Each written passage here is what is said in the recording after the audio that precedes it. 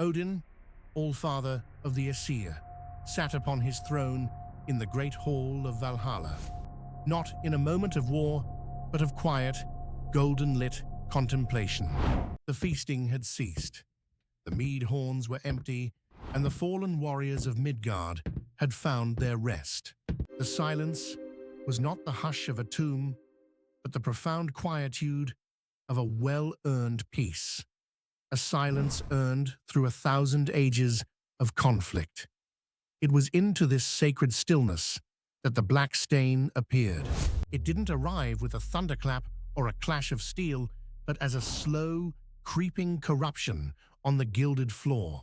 It rose like ink poured into water, a shimmering, living darkness that took on a sinuous, humanoid form, a shape of shadows and teeth, with a long, writhing tongue, a voice, a chorus of 1,000 whispers speaking as one, slithered into Odin's mind.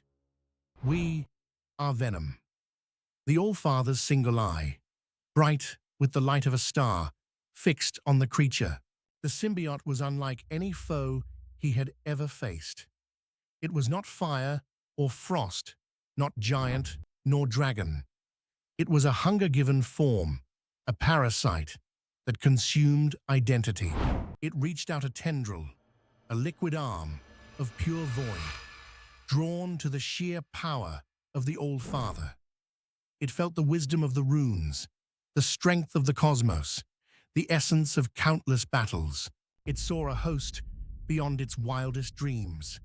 The symbiote surged forward, its monstrous form lunging for the throne. Odin did not move. His spear, Gungnir, remained at his side. He let the tendrils of darkness engulf him, wrapping around his armored form, seeking to burrow into his flesh. The whispers in his mind became a roar, promising ultimate power, promising to make him more than a god, to make him an abyss. But the All-Father's mind was a fortress of impossible will. He had sacrificed an eye for wisdom, hung himself from Yggdrasil for knowledge, and endured the gnawing despair of foreknowledge. He had seen the end of all things and accepted it. The symbiote, for all its hunger, was a simple thing. It knew consumption, but it did not know sacrifice. It knew power, but it did not know purpose. Odin let out a laugh. It wasn't the roar of a warrior, but the low, rumbling laugh of the cosmos. The symbiote, wrapped around him, recoiled.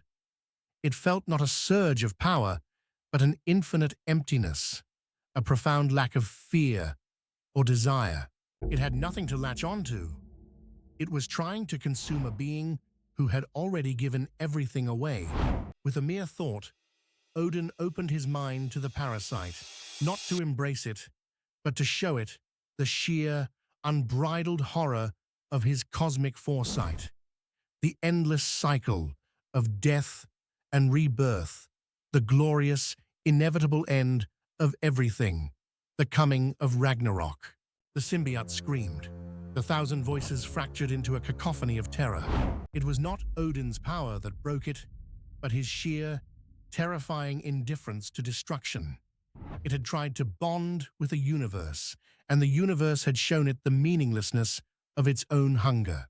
The black goo unraveled, a formless mess that fell to the floor, shrinking and dissipating into a wisp of smoke. Odin picked up his spear and stood. Valhalla's quiet returned, deeper and more profound than before. A small black streak was all that remained on the golden floor. The All-Father looked at it for a moment, then with a flicker of his eye, it was gone.